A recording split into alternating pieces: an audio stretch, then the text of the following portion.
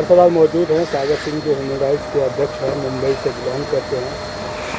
Sir, एक तो लोकसभा के चुनाव बड़े नज़दीक हैं और लोकसभा में ये कम देखा जा रहा है कि युवाओं की प्रतिभागी जो है वो कम दिख रही है।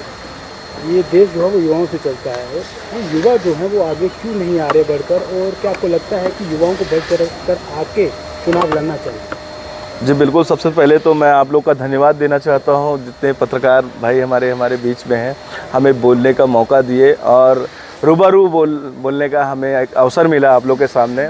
मैं ये बोलना चाहता हूं कि आप लोग के आपके चैनल के माध्यम से देश को ये संदेश देना चाहता हूं कि जो युवा पीढ़ी है, ख़ास तौर से आपने शिक्षा पे बात किया तो मैं ये बोलना चाहूँगा, शिक्षा के लिए ज़रूरी नहीं है कि आप एक जगह कॉलेज खुलवा रहे हैं, दूसरी जगह वो कर रहे हैं, मदरसे खुलवा रहे हैं।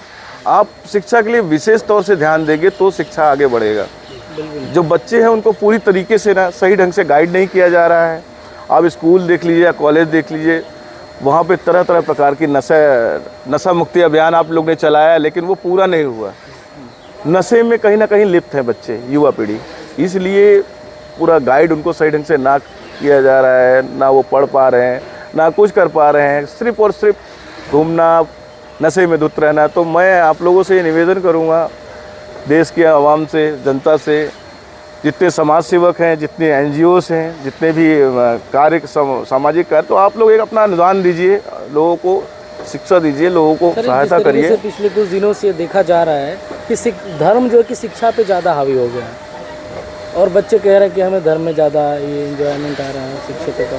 देखिए, कहीं ना कहीं वर्गलाया जा रहा है, लोगों को एक दूसरे से तोड़ा जा रहा है। ये देश, भारत देश सबका है, एक का नहीं है। अखंडता सबकी है, एक की नहीं है। हिंदू, मुस्लिम, सिख, ईसाई सभी भाई भाई हैं। जितना अनुदान, जितना रक्तपात हिंदुओं का हुआ है, उतना ही मुस्लिमों का हुआ है, उतना ही सिख भाई का हुआ, उतना ही सरदार भाई का हुआ है। तो मैं यही बोलूँगा, इस देश को बांटो मत, जोड़ो। जोड़ने का काम करो, तोड़ने का काम मत करो आप, प्लीज़। किस तरह से, जो आपने नशे की बात करी, तो किस तरह से देश से नशा ख़त्म किया जा सकता है? क्योंकि सरकार तो कह रही है हम तो नशा मुक्ति अभियान चला रहे हैं, नशे के खिलाफ चला रहे हैं, सेव इंडिया मूवमेंट चला रहे हैं, ड्रग फ्री मूवमेंट चला रहे हैं, लेकिन फिर भी युवा जो है जा रहा है।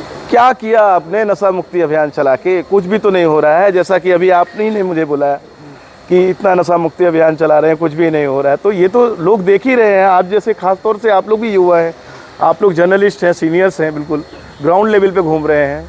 आज देश कहाँ से कहाँ जा रहा है, युवा की बात कर रहे हैं। युवा कहाँ जा रहा है? उसको ना तो सही ढंग से पढ़ने की शिक्षा दी जा रही है, ना तो कुछ दिया, उल्टा उसको ड्रग्स में लीन कर दिया जा रहा है। तो कहीं ना कहीं ये सरकार की कमियां हैं।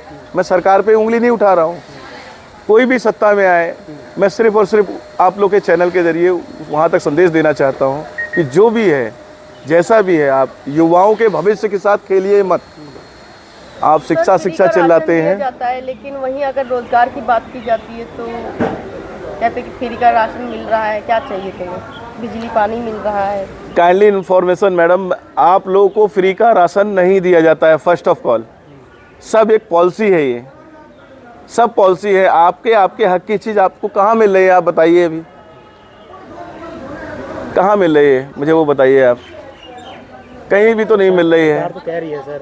अब सरकार का क्या है, जो सत्ता में रहेगा वो बोलेगा, कुछ भी बोलेगा, मैं उसका विरोध नहीं करूँगा। बस इतना ही निवेदन करूँगा, इतना ही बोलूँगा कि खेलो मत भविष्य के साथ किसी के भी। महिलाओं को 33% आरक्षण मिल गया, अच्छी बात है, आरक्षण मिल गया। हमको तो नहीं मालूम है महिलाओं के लिए क्या मिल रहा है, क्या नहीं। परेशानी है महिला भी। उज्ज्वला योजना, सिलेंडर फ्री मिल रहा है। कुछ जगह ना मैडम, पूरे इंडिया में हो रहा है क्या? ये नहीं हो रहा है। महाराष्ट्र में आज कितनी परेशानी है। MP घूम लीजिए, आप भोपाल घूम लीजिए, इंदौर घूम लीजिए, मैं ऑल ओवर इंडिया घूमता रहता हूँ। तो बैंक से लोन ले सकते हैं गरीब लोग अपना। आप लोन ले लीजिए, लोन लेने के बाद और फंस जाइए। सर, आप ह्यूमन राइट्स से बिलोंग करते हैं, और सवाल मैं लेना चाहूँगा, आप एक महानगरी में रहते हैं, उसको महानगरी कहा जाता है। जी बिल्कुल बिल्कुल। और वहाँ से ये सवाल है कि वहाँ पर एक हमारे देश के एक बड़े ही उद्योगपति हैं, उनके बेटे की शादी हो रही है। यस। पूरा जो मीडिया है, नेशनल मीडिया वहाँ पर व्यस्त है इस समय। लेकिन जब सवाल आती है कि छोटे मुद्दे, किसानों के मुद्दे उठाए जाएँ, किसी मुद्दे उठाए जाए, तो उनको गोदी मीडिया का टैग दिया जाता है। तो इस पर सर क्या कहेंगे आप? देखिए, देश के नेचुरल मुद्दे हैं जिनको उठाना चाहिए ना। आपने बहुत मुख्य और अहम सवाल पूछा है।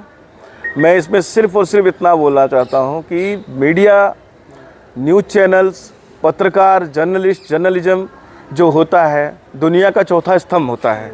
तो आप अपने गौरव और अपनी शक्तियों को मत भूलिए, प्लीज़ खिलवाड़ मत करिए। पत्रकारिता को पत्रकारिता की तरह करिए, लोगों को रिप्रेजेंट करिए, क्योंकि आप लोग पावे हैं। आप लोग से ही दुनिया का, आप लोग सत्य का एक आईना है, आप सत्य दिखाते हैं। तो प्लीज़ आप लोग से भी यही रिक्वेस्ट है, जो सत्य है वही दिखाइए। कुछ मैसेज देना चाहेंगे युवाओं को? युवाओं को मेरा यही मैसेज है कि जितना हो सके नशा मुक्ति, नशा से दूर रहिए, अच्छे से पढ़िए लिखिए, अपने माँ बाप का आदर करिए, बस इससे ज़्यादा कुछ नहीं। बाकी आप लोग जितने पत्रकार हैं, आप लोग को हार्दिक शुभकामनाएं। आप लोग से रूबरू मिलने का अवसर मिला मुझे। Thank you very much.